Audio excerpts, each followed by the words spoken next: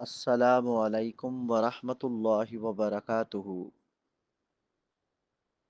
آج سورۃ الانعام کی آیت نمبر 9، اس کا ترجمہ اور تفسیر اللہ تعالیٰ کی توفیق سے بیان کر رہا ہوں۔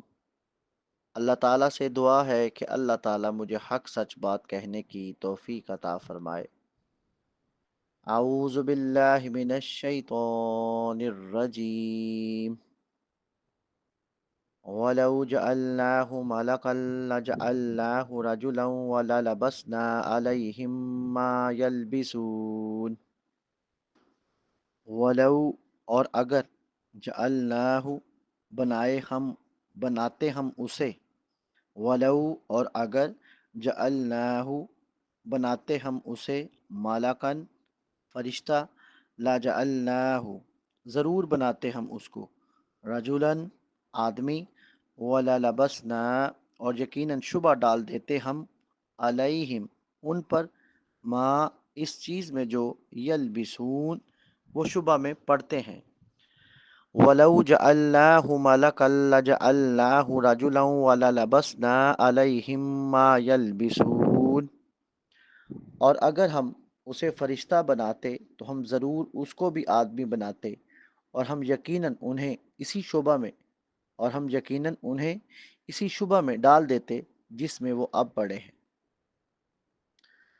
اس آیت کی وضاحت ایسے ہے، وَلَوْ جَعَلْنَاهُ مَلَكًا لَجَعَلْنَاهُ رَجُلًا اگر ہم اسے فرشتہ بناتے تو ہم ضرور اس کو بھی آدمی بناتے، کیونکہ انسان کسی اور شکل میں اسے دیکھ ہی نہیں سکتا، مثلاً فرشتے یا جنات وغیرہ۔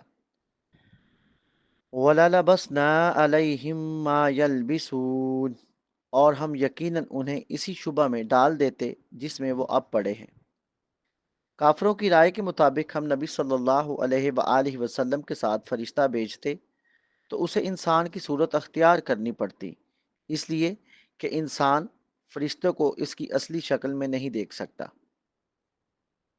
کافروں کی رائے کے مطابق ہم نبی صلی اللہ علیہ وآلہ وسلم کے ساتھ فرشتہ بھیجتے تو اسے انسان کی صورت اختیار کرنی پڑتی، اس لیے کہ انسان فرشتے کو اس کی اصلی شکل میں نہیں دیکھ سکتا، اور آدمی کی شکل میں بھیجنے کی صورت میں کافر کہتے کہ یہ فرشتہ نہیں ہے، یہ تو آدمی ہے، اور دوبارہ اسی شبہ میں پڑ جاتے جس میں پہلے سے واقع تھے۔ بحوالہ تفسیر تفسیر الرحمان۔ اے اللہ تیری توفیق سے آج سورۃ الانعام کی آیت نمبر 9، اس کا ترجمہ اور تفسیر بیان کی۔ اے اللہ اس کو اپنی بارگاہ میں قبول و منظور فرما۔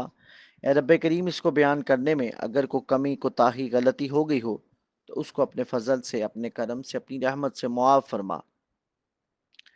اے اللہ ہم سب کو حق کی صحیح پہچان نصیب فرما۔ اے اللہ ہم سب کے لیے حق پہ چلنا آسان فرما دے۔ اے اللہ قبلہ اول مسجد اقصی اور فلسطین کے مظلوم مسلمانوں کی غیبی مدد فرما۔ اے اللہ فلسطین کے مجاہدین کی مدد فرما۔ اے اللہ فرشتوں سے ان کی مدد فرما۔ اے اللہ انہیں صبر جمیل عطا فرما اور اجر عظیم عطا فرما۔ اے اللہ بدر والے دن جیسی ان کی مدد فرما۔ اے اللہ ان کی مدد بھی کرنا اور انہیں محفوظ بھی رکھنا۔ اے اللہ ان کے دلوں میں اطمینان اور سکون کی دولت نازل فرما۔ اے اللہ ان کے دلوں میں اطمینان اور سکون کی دولت نازل فرما۔ اے اللہ اہل یہود کو شکست دے اور انہیں نیست و نابود کر دے۔ اے اللہ اہل یہود کی پکڑ سخت کر۔ اے اللہ ان دشمنوں کے گھروں کو برباد کر جہاں مسلمانوں کے خلاف سازشیں ہوں۔ اے اللہ ہمیں دین اسلام کے احکام پر مکمل طور پر عمل کرنے والا بنا دے۔ اے اللہ ہمیں حج عمرہ کی سعادت نصیب فرما۔ اے اللہ ہمیں حج عمرہ کی سعادت نصیب فرما۔ اے اللہ ہمارے کبیرہ صغیرہ گناہوں کو اپنی رحمت سے معاف فرما۔ اے اللہ ہمیں تقوی اور پرہیزگاری نصیب فرما۔ اے اللہ ہمیں نبی کریم صلی اللہ علیہ وآلہ وسلم کی سنت پر چلنے کی توفیق عطا فرما۔ اے اللہ ہمیں نبی کریم صلی اللہ علیہ وآلہ وسلم کی سنت پر چلنے کی توفیق عطا فرما۔ وآخر دعوانا ان الحمد للہ رب العالمین۔